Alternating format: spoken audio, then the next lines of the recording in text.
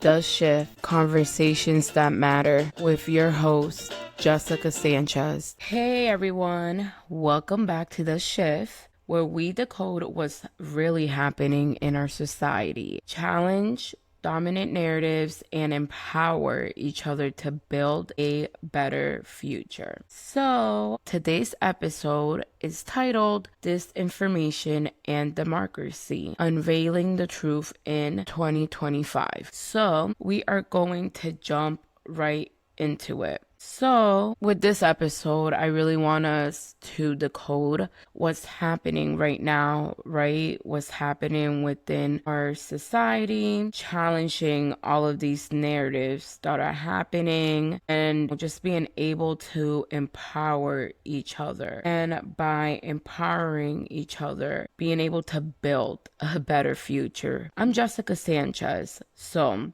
today's episode is one that I've been waiting to record since the start of this past election year. We're talking about disinformation, democracy, and what you can do to stay grounded in truth, even as the noise gets louder. So I'll also be drawing from my own book that I published this year, Democracy Unveiled, which explores the mechanisms behind misinformation crisis and how media, politics, and power intersect to undermine the truth. So let's get into the 2025 reality check. Let's start with where we are right now. If you've opened social media lately, you've seen it. Right? AI generated political videos, fake news, links going viral, and politicians outright denying things they said, even when it's on tape. And in the last few months alone, especially in this administration, we've seen state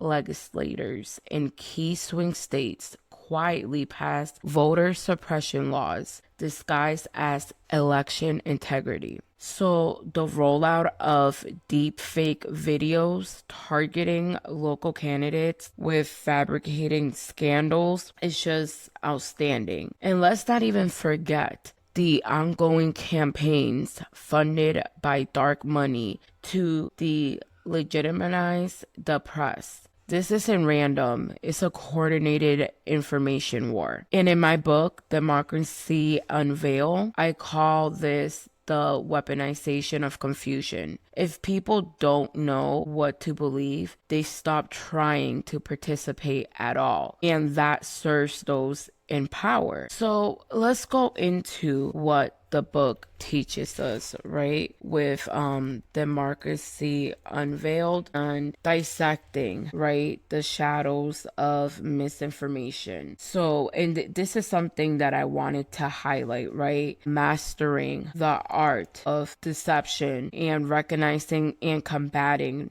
political deceit to preserve our freedom. Just going forward, especially looking back at this crazy election cycle that we just ran into, I talk about how authoritarian regimes throughout history have followed a pattern. They control the narrative, discredit, and manufacture consent through fear and distraction. Doesn't that sound familiar? And this is something that we're seeing right now with the Trump regime. One of the most dangerous myths in circulation right now is that democracy is only about voting every 4 years, and that is completely false. Democracy is something that we as citizens participate in daily. It's about media literacy, local accountability, and collective action. And I personally wrote this book not just to expose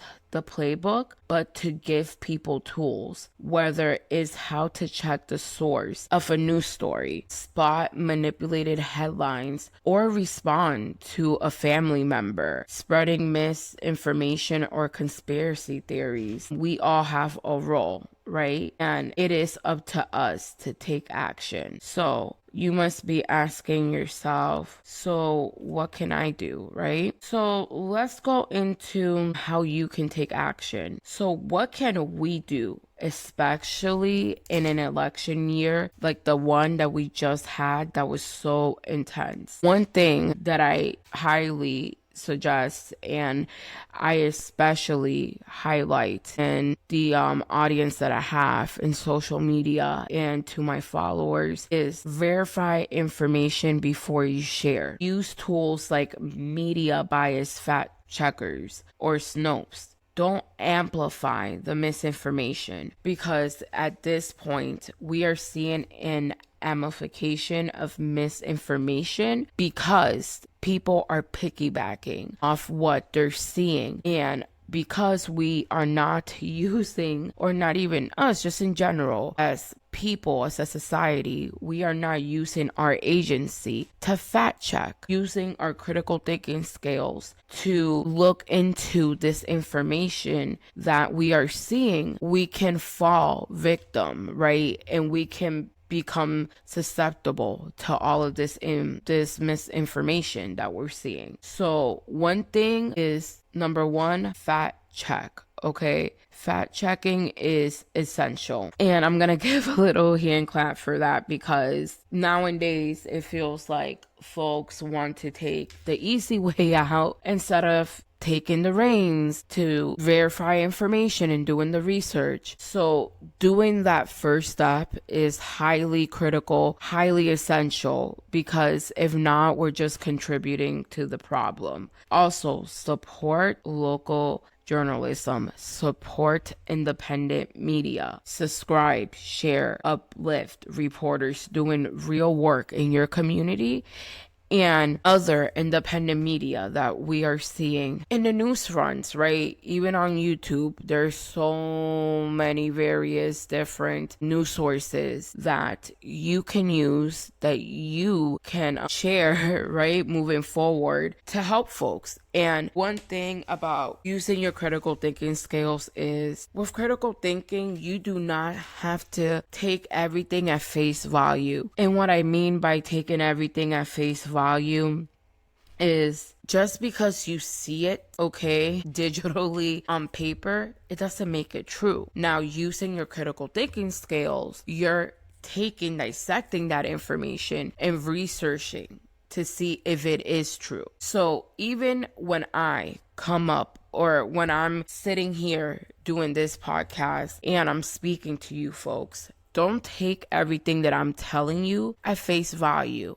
Okay, look up the information for yourself. Be that person that has their own domain and takes the reins and uses their agency to look at this information and talk about it. You know, right now we have, in this day and age, the internet, which can be a great thing, but can also be detrimental when we see misinformation being spread. So, you know what? Host a book club. You can even, for example, if you are really wanting to highlight misinformation, media literacy, for example, with even Democracy Unveiled, right? Bring it to a school, share it in a Civic group, or share a quote on Instagram. So this is a challenge that I want to give you all this week. Ask someone in your circle where they get their news. Start that conversation.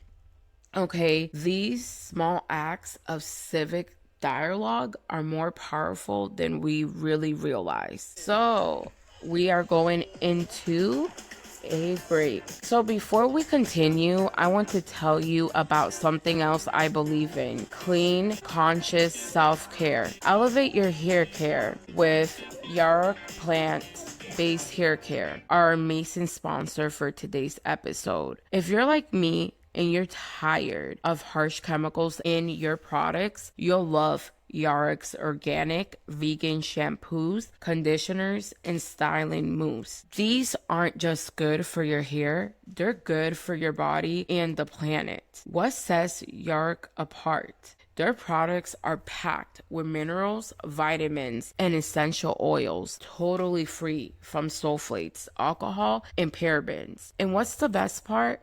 You can actually feel the difference after one wash. Your hair feels softer, healthier, and more vibrant. Treat yourself to beauty with a conscience. Head over to yarkhair.com. That's YAROKHAIR.com and use promo code The Shift to get an exclusive discount, because real change starts with how we treat ourselves too. So, real change starts with you. As we close out today's episode, I want to leave you with this. Truth is not a luxury, it's a necessity. And in a time when facts are under attack, staying informed is a radical act. And for me, Democracy Unveiled was never meant to be just a book. It's a blueprint. And if you haven't read it yet, grab a copy and join the movement for a more transparent, accountable, empowered democracy. It's available on Amazon, Kindle, also coming out right now on Audible as well. And if you love today's conversation, please rate and review The Shift. Share this episode and don't forget to treat yourself with Yark's Clean Hair Care at Yark Hair with promo code The Shift. That's THESHIFT.